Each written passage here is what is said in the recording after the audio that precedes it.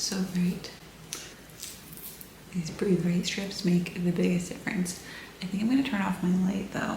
I can't even pretend that I like the lights on at this time because I really don't.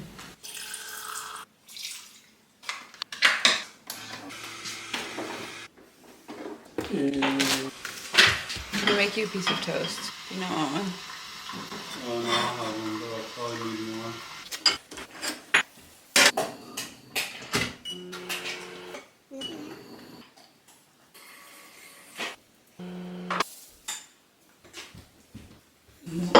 Not aesthetically pleasing today, but that's real life. That's breakfast. David has one piece of toast and a bowl of oatmeal. It's 5:55 and we have 10 more minutes to eat before the break of dawn. So not before sunrise, but before the sun starts to rise. And I just made avocado toast with cottage cheese on sourdough.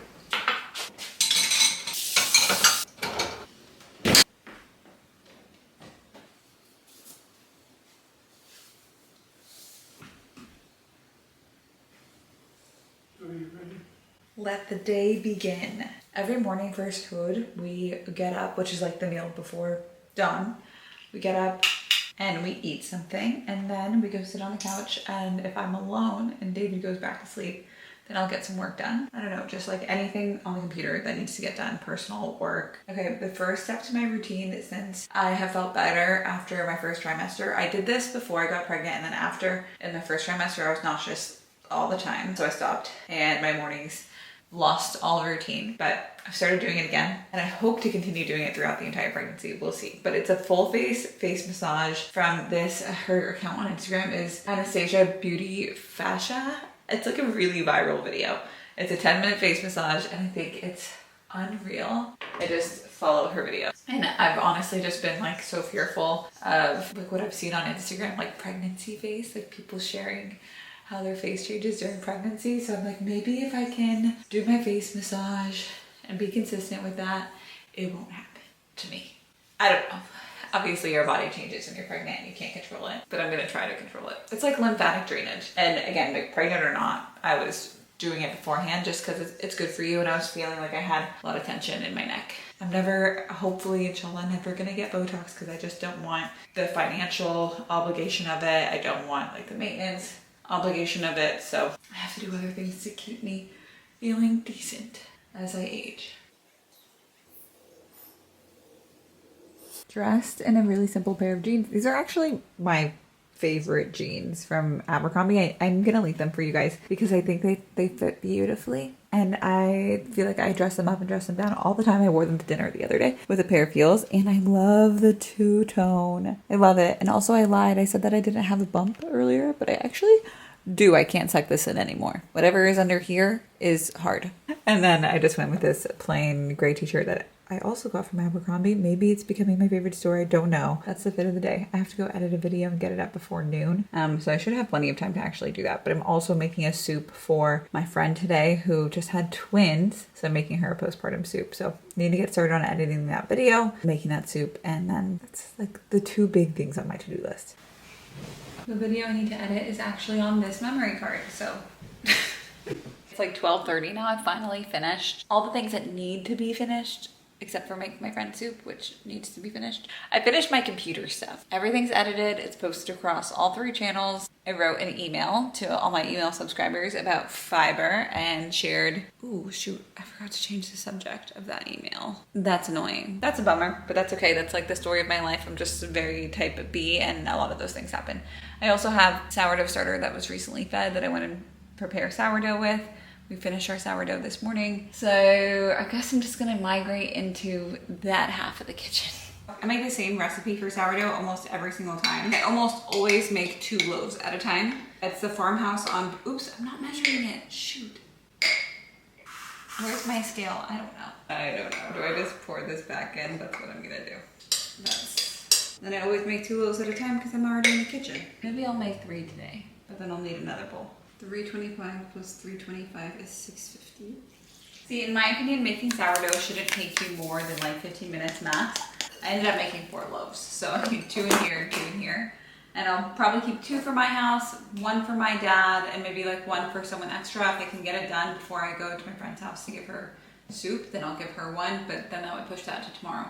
But yeah, it really shouldn't take that long. Like, you just mix the ingredients and you leave it. You can stretch and fold. I only stretch and fold if I'm in the kitchen anyways. I don't go out of my way to do it. So I'll be in the kitchen anyways making soup, so I'll probably stretch and fold a couple of times. But I wouldn't go out of my way to do that. It'll be fine even if you don't. But this just goes to the side to rise. This soup is called a Moroccan harira soup. And my sister's doula always recommends it postpartum. Lentils and chickpeas and diced tomatoes. And then a lot of warm spices and the longest, most time-consuming part will always be the chopping of like the mirepoix that you use, so like the celery, onions, carrots, or any vegetables that you put inside. And I really feel like what makes the biggest difference for me when it comes to cutting is my knives. Like, okay, so I was at my sister's house the other day and I was cutting a pear, and her knives were just horrendous. Okay, they made me really sad to be chopping. And then at my mom's house, like I can't chop, her knives stink. And she's used to it. She doesn't think they're bad knives. They're probably not bad, but they're like nothing like what I have at home. My knives were sent to me by Hexclad, and I had no idea how much they were until I left my sister's house the other day, because I was like, I'm going to go home and get my sister some knives for Eid, because her knives are so bad. Let me gift her the same knives I have. So then I went to look at the set I have from Hexclad. Unknowingly, they are $500 for the entire set. I did not know that. I mean, I think they're worth it. They're a great investment. And if I wasn't gifted them, then I think I would like budget for it, because now that I have them, I couldn't go back. But man, was I shocked. So anyways, I looked for other options that would do the same thing, but maybe not be as crazy priced. But these ones, the Hexclad ones, I'm thinking return the set that I got her. That was like $170 for the whole set, and just get her 1 really good Hexclad chef's knife. Like $100 for 1 really good knife, so you can chop your normal stuff. To have a good knife is everything. It's everything.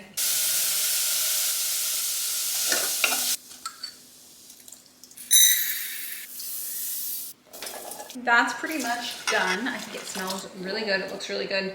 And now I'm just gonna clean up the kitchen and move on from the kitchen. I can't believe, I don't know, I feel like I moved really fast today, because yeah, it's like 1:30 and I just feel like I moved fast. I'm gonna stretch and fold my dough a little bit. All right, just finished the soup. Beautiful, it's like 3 o'clock now. And I filmed this fattoush salad for Instagram. So if that's edited and ready, I'll share the recipe in the description, and I will link the recipe to this. It's not my recipe also. Before I go drop off the soup, David and I are just gonna go for a little midday walk. Ready? Well, the salad smells so good, babe. Yeah, it does smell really good. It smells amazing. I'm gonna show you what I made. Yesterday we had Moroccan chicken and potatoes, and we're just having the leftovers today. Actually, that reminded me I need to heat up rice too. I filmed the fattoush salad for Instagrams earlier, so we'll have that on the side as well. Sometimes I feel like I am filming and it just stops. Anyways, whatever. Doesn't matter. It's crazy how you go from not eating anything all day to then eating all that fiber, all that salad, all those carbs, all that protein, all that healthy fat in one sitting.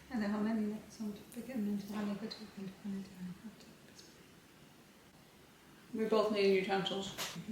Hello, it's a new day. Good thing my days are never that different from each other. I lost a little bit of footage on my last vlog. So anyways, we are moving on. This is a sunny sun. We're gonna do the pregnancy Q&A. My morning was exactly the same as it was the other morning. It's literally nothing's different in my life often, ever. So that's why vlogs can be so boring, but welcome to day 2, okay? Okay. The first question that I got was, how old are we and were we trying? We are both 28 years old, and we put it into God's hand. We kind of just said, if it happens, it happens, and if it doesn't, it doesn't. And we won't prevent it from happening. I always think the were we trying question is so wild with family, even though it makes so much sense, because that's kind of like the way that it's always been. But when strangers ask me, I am all open to answering. And then when someone that I know asks me, I'm like, different. Was it a surprise? It was surprising that happened quickly, alhamdulillah. I was surprised that I felt like in that moment that I was like, I think I might be pregnant. I was surprised that I felt that way. What did I do to prep for trying to conceive? I did not do a lot of prep. I generally eat a pretty healthy, well-balanced diet. The most prep that we did was really reduce added sugars because I can easily eat a lot of those, or with our family close by, they can just kind of stack on itself from people passing cookies from house to house or giving each other leftovers of different things that we've made. There's a lot of women in the family, so we just kind of started there with reducing added sugars in our house, refined sugar in our house. That was it. I did work on my gut health. I was taking a lot of supplements beforehand, like, 2 different probiotics, immunoglobulins, vitamin D, fish oil. Like, I was just taking a lot of stuff. And I think that having a healthy gut was probably helpful. I felt healthier than I've felt in a long time, so that was good. I don't know if that was beneficial to conceiving, but that was that. How did we know we were ready? I don't think that we did. I think I was kind of scared. I always had a little bit of fear that there would be a fertility journey. And I feel like there's a negative connotation to having a fertility journey. Like, it shouldn't be a journey. It should be pretty simple and straightforward, right? But you hear all these crazy stories and all these sad stories about women who have a really hard time not being able to get pregnant to being able to get pregnant but not stay pregnant. So starting to try was really for me out of fear. Like, if we start trying now and it takes 5 years for any reason, then at least we've given ourselves this buffer time. Whereas if we start in 5 years, we might feel more stressed if it doesn't happen right away. And if we start now and it takes 5 years, maybe we'll feel a little bit calmer. We'll feel not as stressed, not as rushed, like we have time, we built that in. So for me, it was a lot of fear-based decision-making, or like logical-based decision-making that was maybe rooted in fear a little bit. It's like, I think I know that I want this in the future or at some point in my life. By waiting, what am I gaining? Except for risk. Really. I just wanted to take it out of my own hands and our hands and say, like, let God decide. So if we remove all barriers and it happens right away, then that was God's decision. And if we remove all barriers and it doesn't happen right away, then that was God's decision. But either way, I didn't want to leave it up to me. I wanted to leave it up to him. How am I feeling today? Now I'm like 19 and a half weeks. So now I feel much better. But at the first trimester, I was not feeling great. I would say the first 16 weeks, that's when I started to feel the nausea really creep in. I had to take half a tablet of Unisum every night to not throw up. I really hated the nausea. Like, I hated not feeling like myself. I hated not being able to wake up in the morning and go on a walk. Instead, I would wake up in the morning and lie on the couch and eat crackers until my nausea passed. My step average has never been so low before. It was difficult. I struggled with not feeling like myself, and I could not wait for that to be over. Eating was hard, food aversions were hard, cooking was hard, food videos, because that's what I do for work, was hard. Even showing up on client calls, I can't tell you how many client calls I took from the couch. I did not feel great at the beginning. Really don't love it. I don't know why I thought I'm not going to experience those symptoms. Like, not me. When it's my turn, I'm not going to feel any of that, but I felt everything. I didn't love that. I also had this really weird, and I still have the overproduction of saliva. I had this really weird taste in my mouth for a long period of time that I did not enjoy. I still get it sometimes after I eat. So it was like this constant need to chew gum before Ramadan. This constant need to chew gum all the time. And I hated that because I'm not a gum chewer. My jaw would hurt. I swear my jaw got very strong in those few months. We don't know what we're having. We have not yet found out yet. That was the next question. The results are probably in one of my portals online, but we have chosen not to find out, and we'll find out with our families. We'll do like a combined shower gender reveal. We're just gonna combine it all. I don't love throwing big parties. So dreams about it being a girl or a boy, I've had dreams about the baby. I have not had dreams about it being one or the other. In the dream, I think it's a girl, because I've always said God will give me one, because I gave my mom a hard time when I was younger, and I feel like I'm gonna get it back to me, or that's what my mom always told me would happen.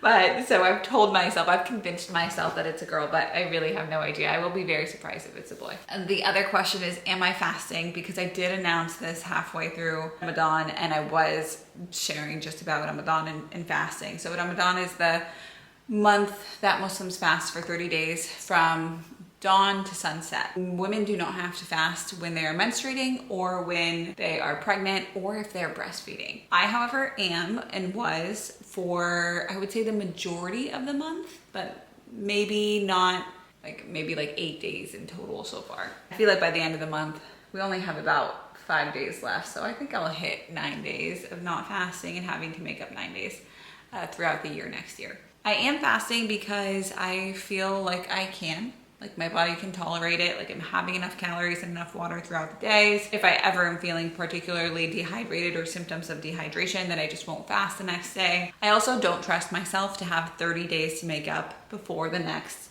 Ramadan. I don't mind making up 10 days, but I think I would find a lot of excuses or just forget to make up 30. I got this a couple of times in the question box. A lot of people said that they saw the ultrasound on my refrigerator in the back of my stories if I was storying on Instagram.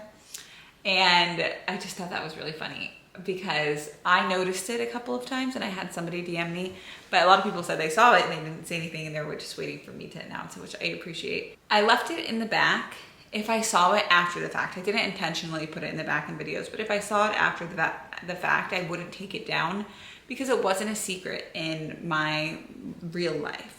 By 12 weeks, most of my clients knew, my entire family knew. So it wasn't a big deal if someone saw it in the background because it wasn't a secret. And I just didn't announce it online officially, but I didn't really care. I also have mixed feelings about waiting the 12-week period to tell people because I feel like if God forbid something were to happen, I would be one of those people that was very open about that as well. I feel like whether it was good or bad news, I would still want to share it, be honest about it, be open about it, tell my family and friends because I wouldn't not tell them, right, if something was going on in my life. The only reason I wouldn't want to tell someone before the 12-week mark is to not get others excited and happy and then have to disappoint them later if God forbid something happened. I did get one question that was how to navigate an interfaith marriage. I was born and raised Muslim, full Palestinian on both sides of my family, American, Arab Americans. I was born and raised here, but definitely two very Palestinian families. David was born and raised in the States. He is American and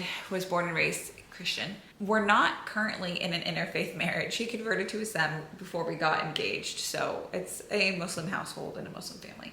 There's still navigating that needs to be happening, right? When it comes to like any two cultures coming together, it technically is an interracial relationship, which I forget quite a bit, but it is. And even though now we are of the same faith, you're still navigating different lives that you came from, right? Different foundations that you came from. So it's a constant stream of communication. I can't say it's easy. I can imagine that it is easier if you're with somebody who came from the same place that you came from, the same exact childhood and background. I can imagine that that's easier or that there's more understanding, at least in that realm. Yes, faith and where you come from are going to set a certain foundation and they're going to matter.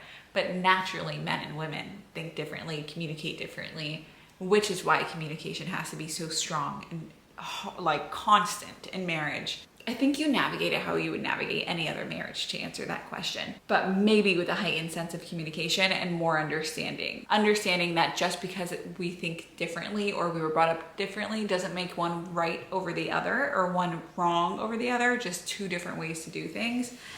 Though sometimes I definitely think I'm right and I'm probably not. Sometimes I do think so. Yeah, all understanding that, yeah, like we're not gonna agree on everything and that's okay. And as long as it's not a core value, then maybe we don't need to agree on it and we can agree to disagree. Are there any nutrition, food resources that I recommend for trying to conceive? I didn't use a ton besides reading, I think her name is Lily Nichols, her blogs and stuff like that, and keeping up to date a little bit with that. I do find it really overwhelming. Nutrition and health in general, even though it's what I do every single day, I do find that it can be very overwhelming if you're trying to learn how to manage your cycle and have easier periods or stuff like that, because that's what I was trying to do before. From that to gut health to trying to conceive, like there's so many different things to try to think about when it comes to nutrition, health, wellness, that I just like to boil it down to only what I need in that moment. And trying to conceive was just, I don't know, I didn't feel like I wanted to drink all the teas or have all the herbs until I knew I needed it or not, until I knew I needed a little bit of extra help or not. So I didn't dive really deep into any nutritional resources for trying to conceive, to be quite honest. I just stuck to like balancing my blood sugar, 80-20, 90-10 kind of rule, and reducing refined sugars. That said, if you want a deeper nutrition resource, you can use Lily Nichols book, and I think it's called, I'm gonna link it. It's called like Food for Pregnancy or something like that. I'll link it in the description. Those are all of the questions. I think I might take you along with me for the rest of my day today. I think I might have a more exciting day than I did the other day when I started recording. We'll see. I went out today to do errands and stuff, and I really shouldn't have because I actually have some work to do. I have to get a whole blog post to the 8 app by, I told her, end of business today, and write a caption for another post for a brand and get that approved. So I actually have things to do, and I'm just not doing them. I spent the entire, after I got home, I just edited the rest of this YouTube video for the entire time. And I had a lot of storage issues, so don't know why I didn't use my time wisely, you know what I mean? Now David and I are gonna go on a walk, so it looks like nothing's getting done today. Actually, nothing's getting done today because I thought, okay, I'll do it later at night, but actually I need to go to the gym and I don't know how to use my computer after dinner time, so it's not happening. I'll do it tomorrow morning. I don't know how to work my camera settings. I can't adjust my exposure anymore, but it's really annoying. I've also reduced my step goal from 10,000 steps to 7,500, and whoa, okay, and the wind and the exposure, and I'm barely hitting that. I'm gonna go put my camera away and I'm gonna go on a walk. It is that time of year. We have like 4 days left of Ramadan, so that means that Eid, or the holiday after Ramadan, is in 5 days. So these are like all the little goodie bags that we're gonna make for the kids. I just picked up these little goodie bags from Target. My mom picked up snacks to put inside, and then I got from Target like a couple little dinky toys to put inside. We're gonna make a good 15 bags. But I would say most years, almost every year, we go to my aunt's house and we do like brunch or dinner. And some years, for the other Eid that falls in the warmer months so far, we'll do like a picnic outside or go to a park or something like that. We have these little nut mixes. My mom got all the food snacks and she went pretty healthy, I will say. Unreals, this is what I got. These are like better for you chocolates that have less sugar. A Copycat Mounds bar and a Copycat Reese's cup. Everybody will get 1 or 2 of those. I imagine people would like Reese's cups more. I don't think that these kids are very picky eaters, to be honest. I think they see something that's chocolate and they take it. And then my mom got these fruit bars from Costco. For the allergies, we're using Stroop waffles because these are nut-free. Oops, I thought these were individually packed, but they're not. So he's getting a whole pack of Stroop waffles. And then for the toys, Target has this little section in their party section that you can make favors with.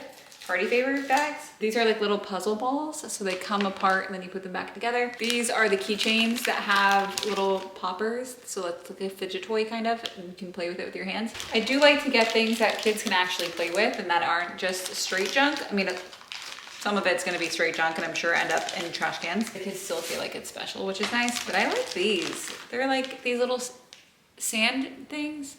Listen, I'm not a parent yet, okay? I don't have to deal with the mess. I do feel bad for the parents though, but hopefully it doesn't make too much of a mess. They do it in a area that you can clean up easily, hopefully. And I think these are fun. They're hands-on activities, they're not food, and it's nice to get kids doing something else and excited about something else. I'm just gonna get it all out of my system before I have my own. The last one is a whistle. I'm so sorry, and please do not give my child a whistle as payback or as revenge to all of my siblings and cousins, okay? I have a feeling I'm gonna be one of those earplug parents. And that's it, those are the Eid bags. So they're pretty much ready to go.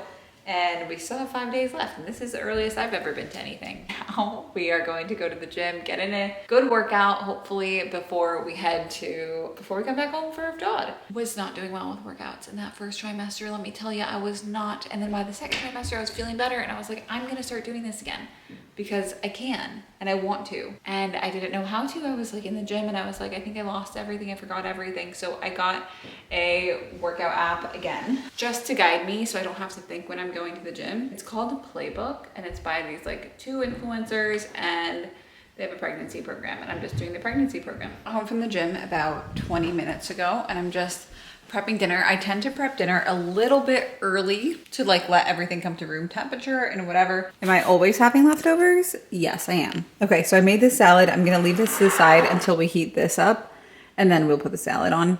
It's just cucumbers, tomatoes, feta, olives. I'm so simple with my salads these days. They're almost always a base of cucumber, tomato, And then I might add red onion. I might do lemon, olive oil, salt. But this time I just literally poured the brine of the feta into here, and that's what seasoned it. And the olives will add some flavor. I do have this leftover cilantro lemon dressing, so that can, if someone wants to, David wants to put it on top, he can, or he can put it on his leftover turkey meatballs, because turkey meatballs can be pretty dry. My mom gave me these beef leftovers today that she stir fried with vegetables. She's just trying to get rid of it. She had so much, and then I just did these quick little raviolis. This is my plate. So same thing, we'll add salads after we heat this up. And then I have this spicy harissa that I've been adding to like my meals lately, because I think pregnancy has made me love spicy food and I want more of it. I have a full dishwasher to empty, but I think I'm gonna leave that for my sweet husband because I don't want to be honest. I'm gonna go dry brush. Let me show you my dry brush. So this is my dry brush, and I literally just dry brush my body. Put this up here. I can't say I'm the most consistent with this because I'm not, but I try to do it at least once a week, ideally 3 times a week. And then I just literally dry brush my entire body, skin only, before I take a shower. And it's supposed to help with lymphatic drainage. I actually think this is a great tool. It's very affordable, it's not expensive. Lymphatic drainage massages are very expensive, and I think lymphatic drainage is just really good for you overall. Let's take a quick shower. I'm gonna take my makeup off because by the time that we eat dinner, it's like, we eat dinner at 7:30, but for some reason it feels so late by the time we're done, and like we just have to go to bed by that point. So I'm gonna take my makeup off and get fully ready for bed. Does anybody else do that before Todd? I feel like we should all be getting comfortable.